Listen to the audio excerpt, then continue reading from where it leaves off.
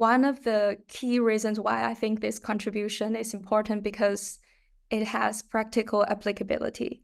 So my model can be integrated into widely used transport simulation tools like AIMSON, which is commonly adopted by Transport for New South Wales and other agencies in Australia. So by incorporating this improved delay forecasting mechanism into such tools, the transport planners and some engineers can make better informed decisions about traffic management and intersection design and congestion mitigation and so on.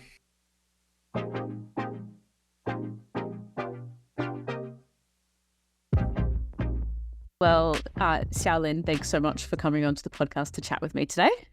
Thank you, Emily, for having me.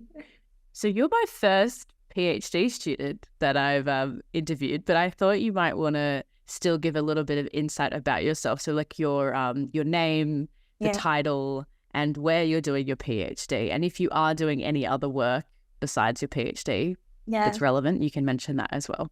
Yeah. So I'm Xiaolin Gong, a PhD candidate from Institute of Transport and Logistics Studies at University of Sydney.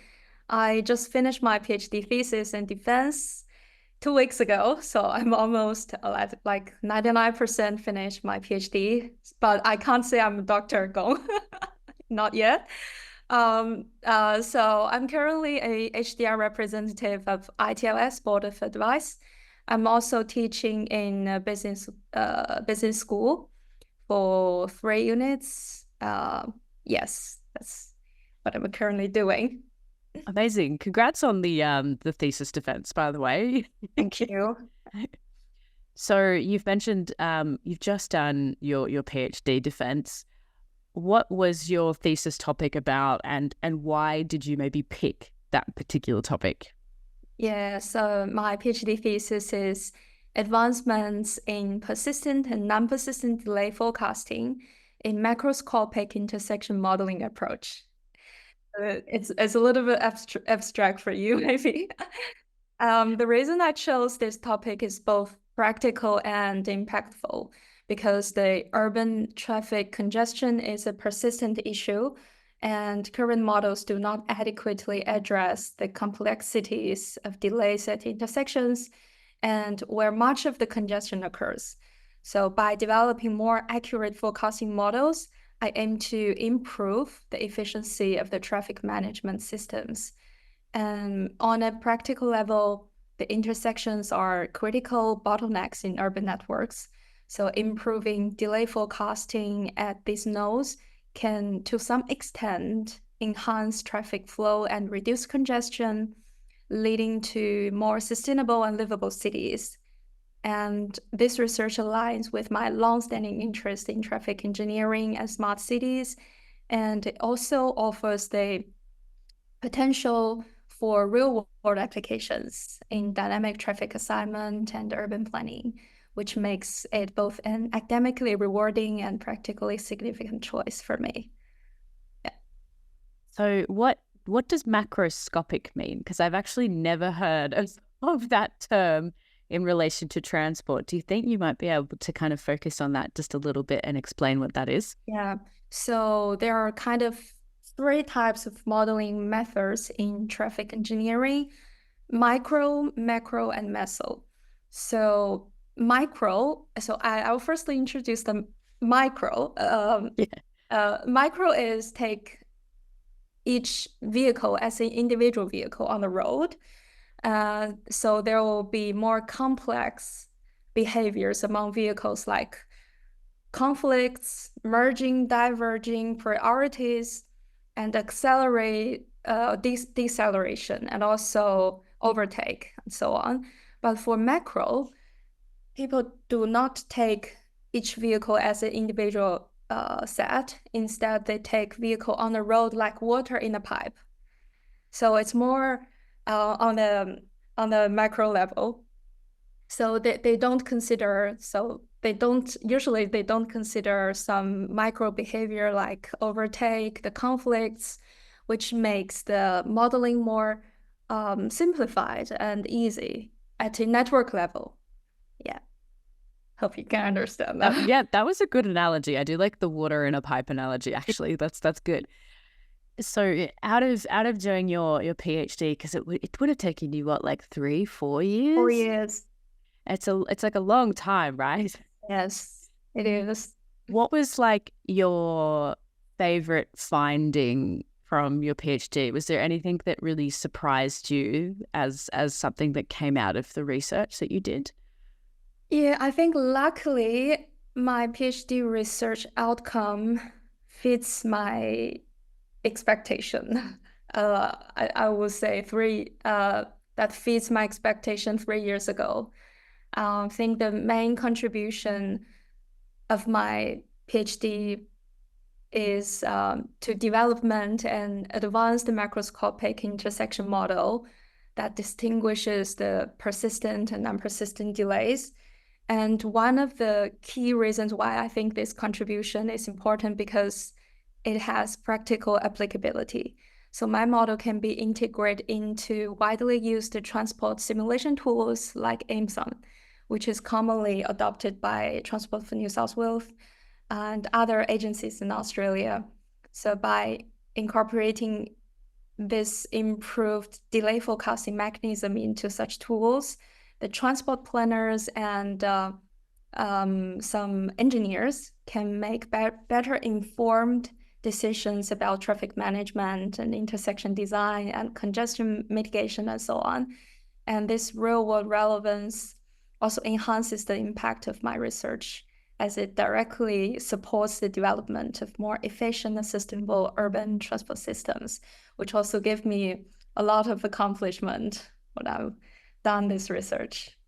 It's good. Yeah, there's like a really clear link between the research you're doing and a practical improvement that governments and other organizations might be able to take and apply to intersections, which is really good. Because sometimes research is not like, it's like very interesting, but very difficult then to create a link to then real world applications, right? Yeah, exactly.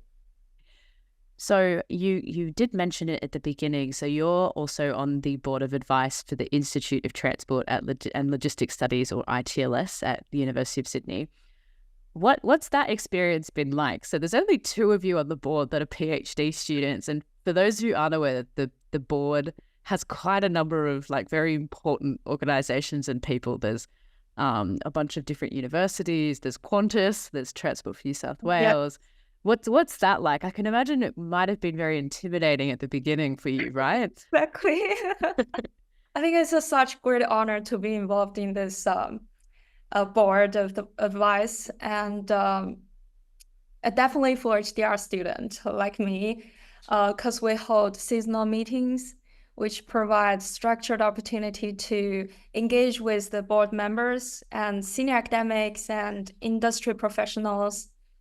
And these meetings are insightful, definitely, as they focus on the ITLS strategic goals and research directions and future developments in transport and logistics field.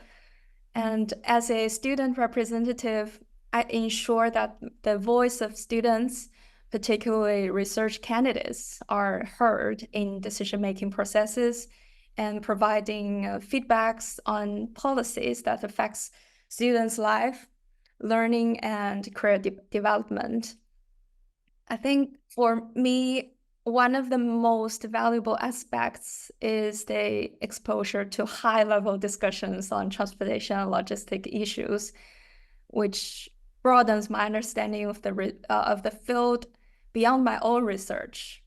And I also get the chance to network with influential people in industry and academia, and learning from their insights and experience. It is pretty good, hey? Yes, exactly. You might have answered this in that question, but I always like to ask people what they think makes the ITLS Board of Advice unique, maybe from, say, other organizations within universities or other things you're involved with. So do you think there was anything else that you think made the board unique? Definitely. I think what makes ITLS unique is the supportive and collaborative environment. which is designed to foster both academic and professional growth. As an HDR student, I benefit directly from the ITLS world-class expertise in fields like transport economics, logistics, discrete choice modeling, and the transport modeling. And ITLS also regularly hosts workshops, seminars, and network events, offering students and researchers valuable opportunities to interact with scholars and industry professionals. And also, I think the experts in ITLS are not only leaders in their own research fields, but also they deeply committed to mentoring and support students. And despite their prestigious, they remain approachable and remain close connections with the students. And they create an open and collaborative environment. What advice do you think you might give for other people considering doing a PhD, specifically maybe if they were looking at further study in transport and logistics studies? Something maybe even something you wish that you knew maybe 3-4 years ago when you'd first started your PhD. I do have one very important suggestion. Do not feel shy to talk to people, especially in ITLS, because ITLS really provide a valuable opportunity to communicate, to work with the prestigious scholars in a world class. So go back to 3 years ago, I was a little bit shy when I initially worked in ITLS. But then I realized I shouldn't waste that much opportunities. And then I feel I kind of walk out of my comfort zone and talk to people, talk to professors, and then I learned a lot from them. And also, don't feel shy to attend the workshops, seminars, and some events to get connected with those people, which is good to develop your own professional and academic. Will there be a copy of your PhD research eventually published somewhere? Do you know? They are all preprint version on I think in Business Universal Library, I guess. So it's all open access. But my final thesis is not published yet. It needs to wait like 3 months, I guess. Perfect. Well, Xiaolin, thanks so much for coming on to the podcast and chatting to me today about your PhD and also your experience as probably one of the youngest people on the board of ITLS. Thank you so much for having me, Emily. It's a very good experience to share.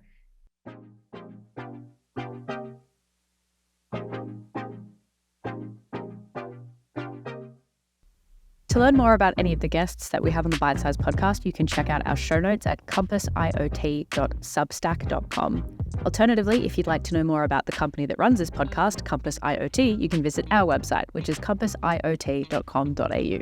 Until next time.